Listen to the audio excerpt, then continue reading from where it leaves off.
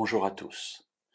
Nous avons vu hier que lorsqu'il y a conformité entre la prière et la volonté de Dieu, eh bien l'exaucement arrive, soit dans le temps, soit dans la forme, soit dans les deux. Nous l'avions vu avec une rencontre que Jésus a eue avec un lépreux qui le supplie en vue de sa guérison. Et c'est ce qui explique l'exaucement des prières de tous les hommes et femmes de la Bible. Et je voudrais prendre un autre exemple, mais non pas dans la vie de Jésus.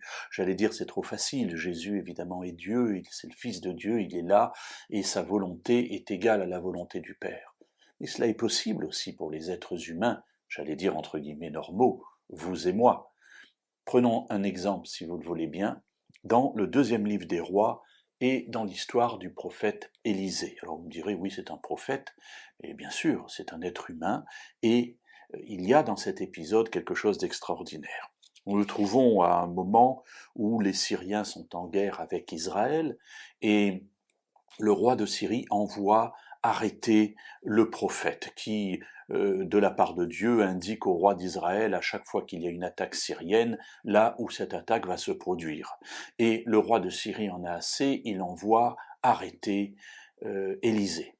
Et voilà que le matin, le serviteur d'Élisée ouvre sa fenêtre et voit les Syriens, il est apeuré, Élisée lui dit « Ne t'inquiète pas, ceux qui sont avec nous sont plus nombreux que ceux qui sont contre nous ». Et là, nous allons assister, durant la suite du récit, à une série de paroles qu'Élisée prononce. Il s'adresse à Dieu, il lui dit « Fais ceci », et le texte nous dit « Dieu le fait ». « Fais cela », et Dieu le fait. Et on a l'impression que c'est Élisée qui commande Dieu. Je vous donne un exemple. Lisons le verset 17, si vous le voulez bien. Élisée pria, disant « Éternel, ouvre ses yeux, les yeux du serviteur, je t'en prie, pour qu'il voie. » L'Éternel ouvrit les yeux du jeune serviteur qui vit ceci, la montagne pleine de chevaux et de chars de feu autour d'Élisée. Autre exemple, lorsqu'ils furent entrés dans Samarie avec l'armée, Élisée dit « Éternel, ouvre les yeux de ces gens pour qu'ils voient. » Et l'Éternel ouvrit leurs yeux et ils virent. Et on a comme ça plusieurs exemples et beaucoup d'autres dans la Bible. Mes amis, ce passage n'est pas là pour nous dire qu'Élisée est un homme extraordinaire. Il l'est, bien entendu. Mais ce n'est pas parce qu'il est extraordinaire qu'il a exaucement de sa prière. Il ne commande pas Dieu. Mais simplement, il est extraordinaire en le sens que sa volonté est en conformité avec la volonté de Dieu.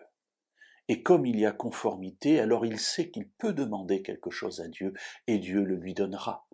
Alors il dit « Seigneur, fais ceci » et le Seigneur le fait. Fais cela, et il le fait, de même que Jésus, lorsqu'il demandera quelque chose à son Père et que son Père l'exaucera. Alors, mes amis, recherchons la volonté de Dieu. Et lorsque nous sommes dans cette volonté, alors nous pouvons demander quoi que ce soit, et cela nous sera accordé.